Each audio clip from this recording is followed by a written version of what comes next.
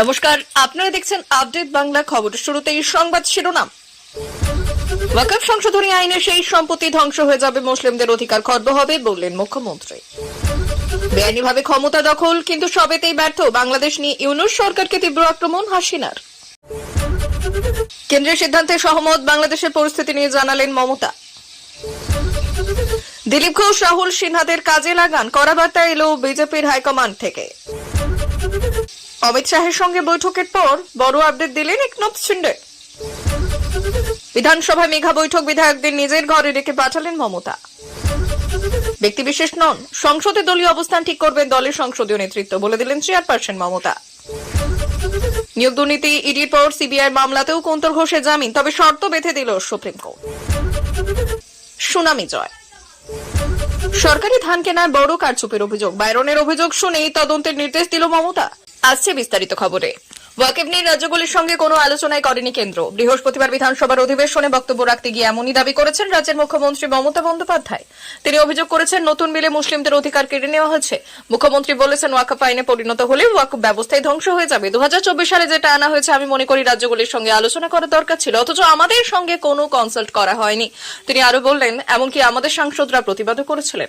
তাদের প্রতিবাদের জেরে সংসদীয় কমিটি করেছিল, কিন্তু তারপরেও সরকার বিল নিয়ে কাগজে একটা শুধু নোটিফিকেশন দিয়েছে, আলোচনার পথেই হাঁটেনি। এই বিলটির মাধ্যমে 26 নম্বর ধারায় প্রদত্ত ধর্মীয় স্বাধীনতার অধিকার ও 14 নম্বর ধারায় সাম্যের অধিকারকে লঙ্ঘিত করা হয়েছে। এই কারণে আমরা এই বিলটির কঠোর প্রতিবাদ করছি। এই বিল এইভাবে নিয়ে এসে রাজ্য বিধানসভাকেও অপমান করা হয়েছে।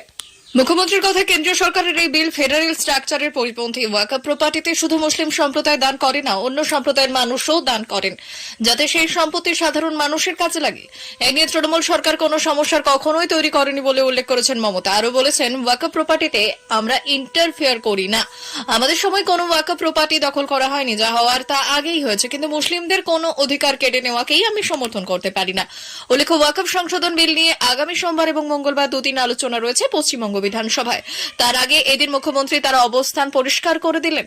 এদিন বিধানসভায় মুখ্যমন্ত্রী ওয়াকফ বিরোধিতার পর নওশাদ সিদ্দিকী প্রশ্ন করেছেন, 2011 সালে 2024 সাল পর্যন্ত মোট কত ওয়াকফ সম্পত্তি ফিরিয়ে দেওয়া সম্ভব হয়েছে? উত্তরে মুখ্যমন্ত্রী জানিয়েছেন, এখানে ওয়াকফ সম্পত্তি দেখাশোনা করেন মতওয়ালিরা। সেই সঙ্গে তিনি মনে করিয়ে দেন সুপ্রিম কোর্টও রায় দিয়েছে, কোনো প্রপার্টি বুলডোজ করা যাবে না। গত কয়েক বছরে প্রায় 300-র বেশি কিছু সম্পত্তি দখল হওয়ার খবর পাওয়া যায়। তার মধ্যে 155টি ঘটনায় জায়গা খালি করার নির্দেশ দেওয়া হয়েছে। এই নির্দেশ ওয়াকফ বোর্ডের ট্রাইব্যুনাল মারফত এসেছে। দেবদাস তৃণমূল বিধায়ক হুমায়ুন কবিরও এই দিন বিধানসভায় জানতে চান, এই বিলটি নিয়ে অন্য রাজনৈতিক দলগুলির সঙ্গে কোনো আলোচনা করা হয়েছে কিনা। সেই উত্তরেও মুখ্যমন্ত্রী জানিয়েছেন, এই দলের পলিসি ডিসিশন, এখানে তিনি বিষয়টা জানাবেন না। অন্য রাজনৈতিক দলগুলি কে কি করবে সেটা তাদের ব্যাপার। তবে মুখ্যমন্ত্রী জানিয়েছেন, এই বিল নিয়ে সংসদে তৃণমূল কংগ্রেসের নেতৃত্ব দিচ্ছে। মুখ্যমন্ত্রী আরো বলেছেন, আমাদের সরকার আসার পর একজনকে চেয়ারম্যান করেছি। ওয়াকফ বোর্ডের পাবলিসিটি পাওয়ার জন্য আমি কিছু বলি না, উপযুক্ত নথি ছাড়া আমি কিছু বলি না। সংখ্যালঘু দপ্তরে আগে বাজেট ছিল 472 কোটি টাকা, আমাদের সরকার আসার পর 4381 কোটি টাকা হয়েছে। 19 জেলায় 19টি সংখ্যালঘু ভবন হয়েছে, কিন্তু নতুন বিলে মুসলিমদের অধিকার কেড়ে নেওয়া হয়েছে। অগ্নিগর্ভ বাংলাদেশ নিয়ে এবার বিবৃতি দিলেন প্রাক্তন প্রধানমন্ত্রী শেখ হাসিনা। সন্ন্যাসী চিন্ময় কৃষ্ণ দাসের গ্রেপ্তারের তীব্র নিন্দা করলেন তিনি। অবিলম্বে চিন্ময় কৃষ্ণকে মুক্তি দিতে হবে বলে দাবি জানিয়েছেন তিনি। বাংলাদেশ মানবাধিকার চরমভাবে লঙ্ঘিত হচ্ছে বলে মন্তব্য করেছেন তিনি। আইনজীবী হত্যার ঘটনায় দ্রুত শাস্তির দাবি জানানোর পাশাপাশি ইউনূস সরকারকেও একহাত নিয়েছেন হাসিনা। সন্ন্যাসী চিন্ময় কৃষ্ণের গ্রেপ্তারের পর থেকে উত্তপ্ত বাংলাদেশ। সংরক্ষণ বিরোধী আন্দোলনের জেরে দেশ ছাড়ার পর থেকেই ভারতের আশ্রয় নিয়েছেন হাসিনা, আর এই মুহূর্তে দিল্লিতে রয়েছেন তিনি। আর সেখান থেকে বাংলাদেশের বর্তমান পরিস্থিতি নিয়ে নিজের অবস্থান জানিয়েছেন তিনি। এবার বাংলাদেশের পরিস্থিতি নিয়ে মুখ খুললেন মুখ্যমন্ত্রী। বৃহস্পতিবার বিধানসভা অধিবেশনে মুখ্যমন্ত্রী বললেন, বাংলাদেশ নিয়ে কেন্দ্রীয় সিদ্ধান্তের সঙ্গে তিনি একমত। তার কথায়, কোনো ধর্মের ওপর আক্রমণ মেনে নিতে পারি না। এমনকি বাংলাদেশের উত্তাল পরিস্থিতি নিয়ে এখানকার ইসকনের প্রধানের সঙ্গে দুবার টেলিফোনের কথা বলেছে এবং তিনি জানিয়েছেন মমতা বন্দ্যোপাধ্যায়। যদিও মমতা আগেই স্পষ্ট করেছিলেন, তাদের দলের নীতি পররাষ্ট্রনীতির ক্ষেত্রে কেন্দ্র যে সিদ্ধান্ত নেবে সেটাই মেনে নিয়ে চলবে, সেটাই অবস্থান হবে। তবে ইতিমধ্যেই বাংলাদেশের পরিস্থিতি নিয়ে কলকাতার ইসকনের প্রধানের সঙ্গে কথা বলেছেন মুখ্যমন্ত্রী। পাশাপাশি এদিন মমতা ওয়াকফ বিলের বিরোধিতাও করেছেন। তিনি বলেছেন, কেন্দ্র যে আইন এনেছে তা লাগু হলে ওয়াকফ ব্যবস্থা ধ্বংস হবে। আমি মনে করি রাজ্যের সঙ্গে আলোচনা করা উচিত ছিল, কারণ রাজ্যের ওয়াকফ সম্পত্তি আছে। আমার সঙ্গে কোনো আলোচনা হয়নি। তিনি সংবাদ মাধ্যম থেকে এই বিষয়টি দেখেছেন বলে দাবি করেছেন। প্রসঙ্গত, গত অগাস্টে শেখ হাসিনা বাংলাদেশ থেকে চলে আসার পরে সেখানে সংখ্যালঘুরা আক্রান্ত হচ্ছেন বলে অভিযোগ উঠেছে বারংবার। সম্প্রতি সনাতনী নেতা চিন্ময় কৃষ্ণ দাস প্রভুর গ্রেপ্তারের প্রতিবাদে ফের উত্তাল হয়েছে ভারতের প্রতিবেশী দেশ, আর সেই উত্তাপের আঁচ লেগেছে এপারেও। যদি যদিও বুধবার তৃণমূলের সর্বভারতীয় সাধারণ সম্পাদক অভিষেক বন্দ্যোপাধ্যায় দলের অবস্থান স্পষ্ট করেছিলেন, তিনি সংসদের শীতকালীন অধিবেশনে যোগ দিতে দিল্লিতে গিয়েছেন।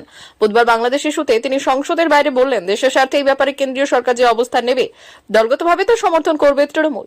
আর যে ঘটনা ঘটেছে তার সমর্থনযোগ্য নয়, অত্যন্ত দুর্ভাগ্যজনক এবং নিন্দনীয়।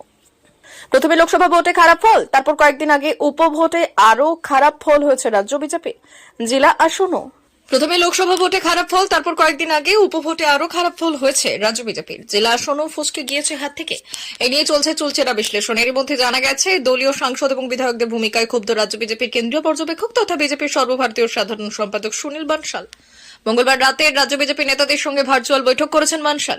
সূত্রের খবর, সংশ্লিষ্ট বৈঠক থেকে বানশাল বললেন, কোন বিধায়ক কোন সাংসদ কোথায় কি করেছেন সব খবর আমাদের কাছে আছে। অনেকেই এলাকায় যান না, অন্য জায়গায় ঘুরে বেড়ান, সেখানে গিয়ে দাদাগিরি করলে দল মেনে নেবে না। সেই সঙ্গে বানশালের পরামর্শ, নিজের এলাকায় সময় দিতে হবে আর তৈরি করতে হবে সংগঠন। বানশাল বললেন, জিতে ভাববেন না বিরাট কিছু হয়ে গিয়েছে। আপনি এলাকার বিধায়ক সাংসদ, তারপরেও কেন এই হাল সদস্য সংগ্রহের? প্রয়োজনে পুরনো নেতা দিলীপ ঘোষ, রাহুল সিনহাদের অভিজ্ঞতা কাজে লাগানোর পরামর্শ দিয়েছেন এই কেন্দ্রীয় নেতা। আরো বেশি করে তাদের যুক্ত করুন বলেছেন তিনি। বস্তু 2026 বিধানসভা ভোট আর তার আগে এই উপভোট ছিল কার্যত সেমিফাইনালের মতো, কিন্তু সেখানের পরাজয় শুধু তাই নয়, মাদারিহাটের মতো জেতা আসনেও হার বাবাচ্ছে বিজেপিকে। মহারাষ্ট্রের মুখ্যমন্ত্রীত্বের লড়াই থেকে কার্যত নিজেকে সরিয়ে নিয়েছেন একনাথ শিন্ডে, তাও তিনি এই ইস্যুতে বল ঢেলে দিয়েছেন। আর অভিভাবক নরেন্দ্র মোদী এবং অমিত শাহের কোটিয়ার এই আবহে গতরাতে অমিত শাহের সঙ্গে মহাজ্যোতি জোটের নেতাদের গুরুত্বপূর্ণ বৈঠক হয়। সেই বৈঠক বিজেপির দেবেন্দ্র ফডনবিসের পাশাপাশি ছিলেন একনাথ শিন্ডে এবং এনসিপির অজিত পাওয়ার। রাজনৈতিক মহলের অনুমান, মহারাষ্ট্রের পরবর্তী মুখ্যমন্ত্রী হতে চলেছেন দেবেন্দ্র ফডনবিস। এরই মাঝে অমিত শাহের সঙ্গে গুরুত্বপূর্ণ বৈঠক হয় গতরাতে। মনে করা হয়েছিল এই বৈঠকের পর মুখ্যমন্ত্রিত্ব নিয়ে ঘোষণা হতে পারে, তবে তা হয়নি। তবে বৈঠক শেষে সাংবাদিকদের মুখোমুখি হয়ে মুখ্যমন্ত্রিত্ব নিয়ে বড় আপডেট দিলেন বিদায়ী সিএম একনাথ শিন্ডে। গতকাল দিল্লিতে অমিত শাহের সঙ্গে বৈঠকের পর সাংবাদিকদের প্রশ্নের মুখে একনাথ শিন্ডে বললেন, বৈঠক ভালো হয়েছে এবং ইতিবাচক হয়েছে। এটাই প্রথম বৈঠক ছিল। আমরা অমিত শাহ এবং জেপি নাড্ডার সঙ্গে কথা হয়েছে আমার। সদ্য অনুষ্ঠিত বিধানসভা নির্বাচনে 288-র মধ্যে 233টি আসনে জয় পেয়েছে মহাজ্যোতি জোট, আর তার মধ্যে আরও বিজেপি একটাই 132টি আসনে জিতেছে। উল্লেখ্য, এর আগে 2014 সালে মহারাষ্ট্রের মুখ্যমন্ত্রী হয়েছিলেন দেবেন্দ্র ফডনবিস। এরপর 2019 সালের ভোটের পর 3 দিনের জন্য মুখ্যমন্ত্রী হয়েছিলেন দেবেন্দ্র। 2019 সালের জোট বেঁধে নির্বাচনে লড়েছিল বিজেপি এবং শিবসেনা, তবে মুখ্যমন্ত্রিত্ব নিয়ে বিবাদের জেরে উদ্ধব ঠাকরের হাত মিলিয়েছিলেন এনসিপি কংগ্রেসের নেতা।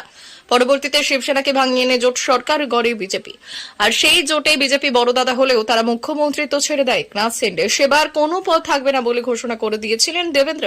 পরে দলের নির্দেশে তিনি উপমুখ্যমন্ত্রী হন। পরে এনসিপি ভাঙিয়ে এনেও জোটে সামিল করে বিজেপি। অজিত পাওয়ার উপমুখ্যমন্ত্রী হন, তবে এবার বিজেপি একাই ম্যাজিক ফিগার। তার কাছে পৌঁছে গিয়েছে দলের স্ট্রাইক রেট 85%-এর উপরে। এই আবহে দেবেন্দ্র ফডনবিসের মুখ্যমন্ত্রী হওয়ার সম্ভাবনা প্রবল। আজ রাজ্য বিধানসভার অধিবেশনে যোগ দিয়েছিলেন মুখ্যমন্ত্রী মমতা বন্দ্যোপাধ্যায়। আর সেই বিধানসভাতেই দলের সমস্ত বিধায়কদের ডেকে পাঠালেন প্রশাসনিক প্রধান। স্বাভাবিকভাবেই কেন তিনি হঠাৎ করে সব বিধায়ককে নিজের ঘরে ডাকলেন তা নিয়ে শুরু হয়েছে জল্পনা। জানা যায়, তিনি বিধানসভাতে নিজের ঘরেই দলের সমস্ত বিধায়কদের ডেকে পাঠান। একাংশ বলছেন, যেভাবে একের পর এক নেতা এবং জনপ্রতিনিধিরা দলের বাইরে বিতর্কিত মন্তব্য করছেন তাতে অস্বস্তিতে পড়েছে তৃণমূল কংগ্রেস। তাই সেই জায়গায় দাঁড়িয়ে হয়তো প্রশাসনিক প্রধান হিসেবে মুখ্যমন্ত্রী বিধানসভায় নিজের ঘরের সমস্ত বিধায়ককে অবহিত করে দিতে চাইলেন। পাশাপাশি বিধানসভার অধিবেশনে বারবার করে জোর দেওয়ার কথা শোনা যায় মুখ্যমন্ত্রীর গলায়। সেদিক থেকেই অধিবেশনের ব্যাপারেও মুখ্যমন্ত্রী দলীয় বিধায়কদের কোনো গুরুত্বপূর্ণ নির্দেশ দিলেন না, তা নিয়েও শুরু হয়েছে জল্পনা। সব মিলিয়ে মমতা বন্দ্যোপাধ্যায়ের নেতৃত্বে তৃণমূল বিধায়কদের এই বৈঠক থেকে কি উঠে আসে সেটাই নজর থাকবে সকলের। ইডির পর এবার সিবিআই মামলাতেও জামিন পেলেন নিয়োগ মামলায় ধৃত কুন্তল ঘোষ। কলকাতা হাইকোর্টের পর সুপ্রিম কোর্ট নিয়োগ সংক্রান্ত আর্থিক লেনদেনের মামলায় 2023 সালের 20 জানুয়ারি কুন্তলকে গ্রেপ্তার করেছিল এনফোর্সমেন্ট ডিরেক্টরেট। চাকরি প্রার্থীদের থেকে চাকরির প্রতিশ্রুতির বিনিময়ে টাকা তোলার অভিযোগের পাশাপাশি হিসাব বহির্ভূত বিপুল অঙ্কের আর্থিক লেনদেনের অভিযোগও ছিল কুন্তলের বিরুদ্ধে। এরপর নিয়োগ সংক্রান্ত দুর্নীতির মামলায় কুন্তলকে গ্রেপ্তার করে সিবিআই। প্রায় 23 মাস ধরে জেলে রয়েছেন তিনি। প্রিয় দর্শক, এখনকার মতো খবর এই পর্যন্তই। ধন্যবাদ।